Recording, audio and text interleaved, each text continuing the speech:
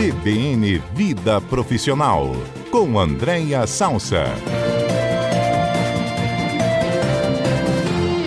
Tudo bem, Andréia? Boa tarde. Oi, Mário, boa tarde aos ouvintes, aos colegas Já vou do entrar no seu tema. estúdio. Aham.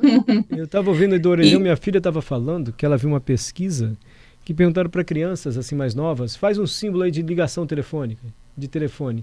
Elas não fazem mais aquele negócio que a gente faz, tipo hang loose, o dedão na orelha, o dedinho na mão, não fazem mais assim, elas fazem o sinal com a palma da mão aberta, como se fosse do smartphone, entendeu? Ninguém mais faz, as crianças não fazem mais esse símbolo assim, fazem assim. E perguntaram também, faz o símbolo de tirar uma foto, que a gente fazia assim, ó, tirar foto, com o dedinho balançando. E elas não fazem assim, elas fazem agora com a palma da mão e botando um dedinho na palma da mão, como se fosse um smartphone. Ou talvez virando assim, né, Mário, como se fosse a selfie, né? Exatamente. O símbolo que eles fazem agora é assim, sempre com a mãozinha espalmada. Desculpa, André, eu fiz esse comentário porque eu ouvi agora falando do Orelhão e da nova rede social. A obsolescência nos corteja, Andréia, pelo amor de Deus. Também não, né? Nós estamos super atualizados. Super atualizado e a gente vai falar um pouquinho sobre isso no tema de hoje. Mário, mas antes eu sei que você não gosta. Eu gosto sim, gente. Para com isso. Estão implicando comigo, André. Mas olha, eu preciso celebrar sua vida, sua existência, querida. seu talento, seu bom humor, a nossa conexão tem sido muito bom. E você sabe, Mário, que é muito interessante. Eu nunca falei isso aqui, mas eu sou tão abordada por algumas pessoas, talvez os nossos ouvintes achem a mesma coisa. As pessoas acreditam que a gente treina, Mário, antes do nosso comentário. Eles acham que tem um roteiro muito bem preparado, que a gente treina as perguntas, as respostas. E eu digo para as pessoas, olha, tem um super produtor querido chamado Adalberto, que organiza previamente, depois ele me dá, valida o tema, a gente... né, a prova, eu estudo e depois eu que lute com as perguntas do Mário. Desculpa, André. E é muito bom, porque a gente tem passado aí essa naturalidade aí para as pessoas. A gente não treina, pessoal, a gente não treina. Olha, primeiro, muito obrigado pelo carinho. Eu, de fato, não treino nada, não combino nada, sou péssimo de combinar. Assim, se eu combinar dá errado, acho que fica artificial. Eu acho que nos meios de comunicação, nada pior do que quando sou artificial. Então, eu penso assim, se eu entendo... Se eu estou entendendo, todo mundo vai entender, gente, porque não é possível. Aí por isso que eu vou fazendo as perguntas aqui sem combinar antes. Muito bom, Mário. Obrigado por tudo, obrigado mesmo por esse carinho. Muito obrigado. Mas André é muito atualizada, ela vem em congressos, seminários, enfim. O que mais se andam falando aí sobre mundo corporativo, mercado profissional, nos congressos sobre mercado de trabalho que você tem frequentado, André? Pois é, você me fez uma pergunta a última vez que a gente fez um quadro sobre transhumanismo, né, que é um tema super revolucionário aí do tema da tecnologia, e você me perguntou, mas isso já tem sido comentado assim, né, com recorrência nos congressos, nos fóruns, e por coincidência, logo em seguida eu recebi uma pesquisa muito fresquinha de dois institutos muito sérios mundiais, um chamado ATD, ou HD, que é Association for Talent Development, que é a Associação de Desenvolvimento de Talentos, e a Gallup, que também é um instituto de pesquisa e consultoria com quase 100 anos de existência. Eles fizeram exatamente esse levantamento, Mário, do que está se falando nos grandes congressos de desenvolvimento de pessoas, ou de carreira, ou de vida profissional, pelo mundo e, naturalmente, no Brasil também. E aí são 4 principais blocos, e é muito interessante eu estar ouvindo hoje, desde cedo, o CBN Cotidiano, com a doutora e depois com o Léo, falando dessa nova tecnologia, e um dos principais temas que se discute em grandes congressos é o futuro do trabalho, com esses novos formatos, novas tecnologias, novas formas de aprender, e o quanto isso tem influenciado o mundo do trabalho. E é muito interessante porque quando eles trazem essa informação, eles trazem alguns dados de pesquisas que tanto a Gallup quanto a ATD, eles têm feito no mundo todo. E ainda hoje, Mário, é impressionante como algumas empresas resistem ao trabalho remoto. Tá?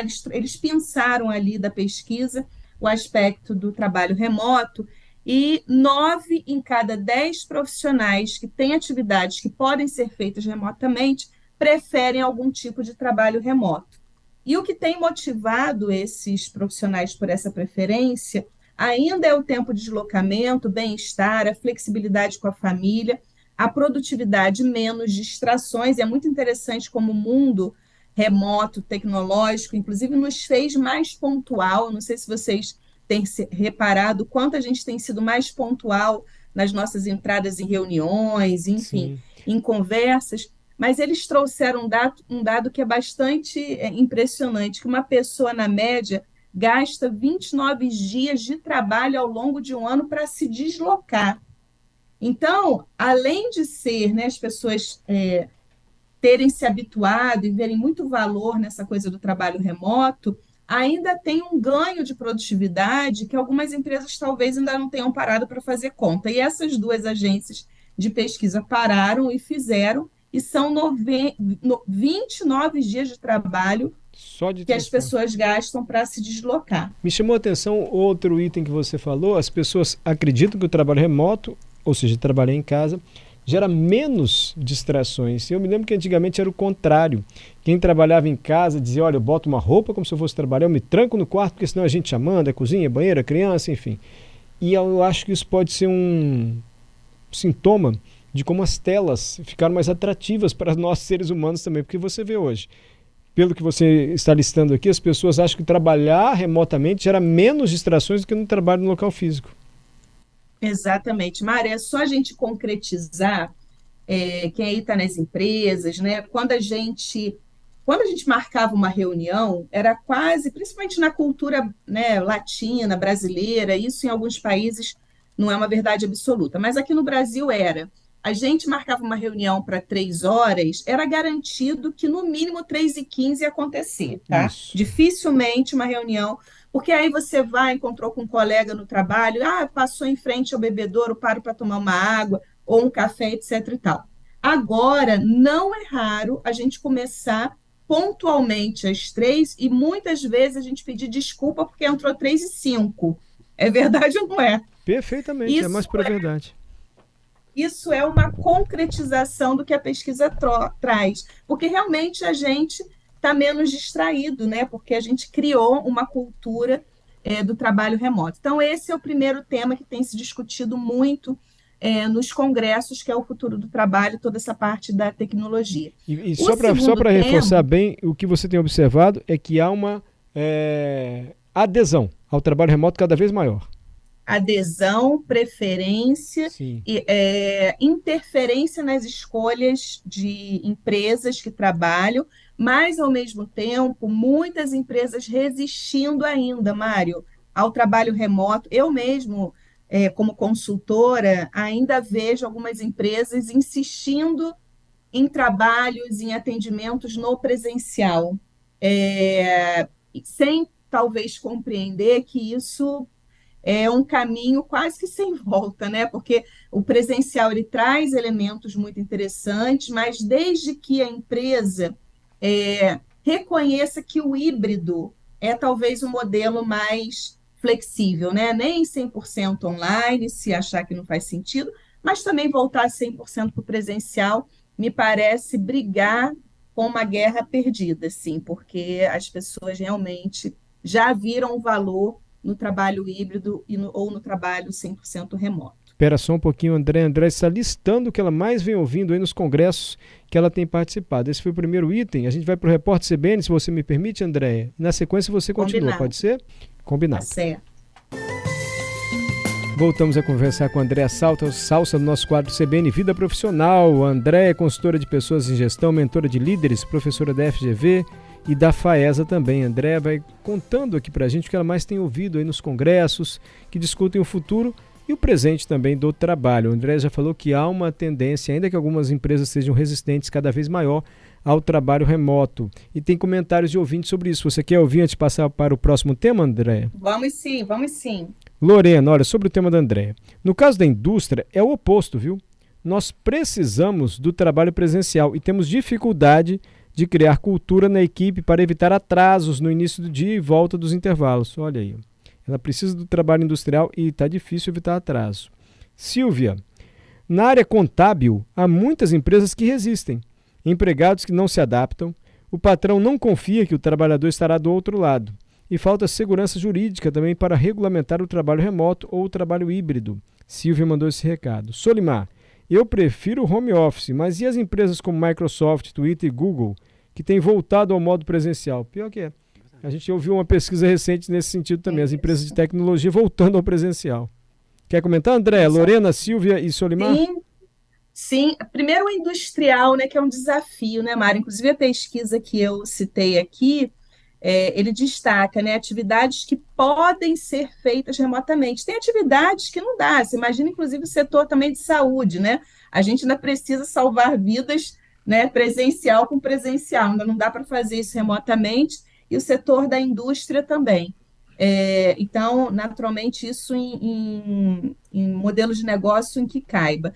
Toda a parte de vulnerabilidade jurídica é uma grande discussão, mas a pandemia, Mário, ela atropelou esse negócio. Eu lembro que antes da pandemia, existia uma série de resistências do ponto de vista jurídico do trabalho em home office, né? Por questões de jornada, por questões de caracterização de acidente de trabalho. Então, imagina, você está trabalhando em casa, você se desloca do seu escritório para o banheiro, leva um tombo e quebra a perna. Isso é acidente de trabalho ou isso não é acidente de trabalho? Isso são questões objetivas que o mundo jurídico ainda tem que dar conta, mas a própria legislação não está conseguindo acompanhar a velocidade das grandes transformações que o mundo está trazendo. A própria advogada, né, antes trouxe isso, o quanto o mundo dos negócios, a gente aperta um botão, em tese apertou um botão, já autorizou, e aí como que fica a vulnerabilidade. Então, é uma temática interessante, contemporânea, e por isso está ali no top 4 dos principais assuntos dos congressos de 2023, porque realmente é muito relevante. E os outros 3 itens? Segundo item, a cultura organizacional no novo contexto mundial, e aí é muito interessante, porque tem uma discussão de que a gente não está passando, e é importante que as empresas, né, e os líderes, e todos nós, né, colaboradores, a gente tem que entender definitivamente que a gente não está passando por uma evolução, a gente está passando por uma revolução. E isso são coisas completamente diferentes, né, Mário? Porque evolução, em tese, é mais fácil da gente se adaptando, porque eu tenho um partidor A e passo para o partidor B. O que a gente está passando é algo no ineditismo do nosso comportamento, como que a gente se relaciona, como a força de trabalho ela se engaja ou deixa de se engajar. Então, isso tudo conversa com cultura organizacional. E aí, se isso não estiver bem entendido, o processo ele pode ser caótico se as empresas não repensarem os seus sistemas e seus processos, porque estão pensando do ponto de vista de evolução e não de revolução. Então, tem coisas, Mário, que o nosso partidor, ele não existe, né? Ele é o inédito mesmo, como que a gente lida com todas essas questões, por exemplo, que o Léo acabou de trazer de um novo, né, mecanismo aí de redes sociais, e daqui a pouquinho está se recrutando, se olhando, se observando uma força de trabalho a partir dessa nova rede social. Então, a cultura organizacional também é um ponto muito discutido nos congressos. Interessante. O terceiro é o papel, olha que interessante, o papel da nova liderança. Então, não está mais se discutindo o papel da liderança, porque o papel da liderança sempre se discutiu, ninguém acho que nunca questionou a relevância de um líder numa organização, mas agora se discute o papel da nova liderança. E tem um indicador que é muito interessante, Mário, que diz que o impacto da gestão na construção de um time vencedor é de 70%. Nossa, mas tudo? Mas apenas 21% das pessoas concordam fortemente que confiam na liderança da empresa em que trabalham. Olha que delicado isso. A liderança tem um fator e um papel super importante na construção de times vencedores, mas baixíssimas, né, um percentual grande diz que não confia na sua liderança. Então, a gente precisa discutir, afinal de contas, o que está acontecendo para tanta força de trabalho não confiar nas pessoas que estão liderando os times, né? E por isso a importância da gente capacitar cada vez mais a nossa liderança. E por último, Mário, saúde e bem-estar, que é um tema que a gente sempre traz muito aqui no nosso quadro, porque realmente é muito relevante, e fala que pessoas que estão em empresas que cuidam muito do bem-estar, elas são 3 vezes mais engajadas, 69% tem menos provável busca de nova colocação, então tem mais adesão à empresa onde está. 71% são menos provável de reportar burnout, que é um outro tema que a gente já trouxe aqui, que é a exaustão psíquica, né, em decorrência aí do trabalho, e 5 vezes mais provável a concordar que confia na liderança. Então, empresas que investem na saúde mental e bem-estar dos seus colaboradores também é um tema que tem aí sido referência em grandes congressos, não só no Brasil, mas no mundo todo. Então, a gente fecha aí nosso top 4 para que os nossos ouvintes fiquem bem atualizados do que a gente está falando, não só no Brasil, mas no mundo, quando a gente fala de vida profissional e de carreira. Perfeito, né? Saúde sendo cada vez mais valorizado, trabalho cultura organizacional em casa, cultura organizacional, a importância de um líder para o sucesso de uma equipe, ainda que boa parte não confie no líder, quem sabe não tem relação com esse choque geracional que André já trouxe aqui para a gente, né? Nunca na história pessoas com idades tão distintas compartilharam o mesmo ambiente de trabalho e por aí vai. André, é sempre bom aprender com você aqui às segundas-feiras, tá bom? Obrigada, querido. Feliz aniversário mais uma vez. Um abraço nos ouvintes e nos colegas. Obrigado, Andréia.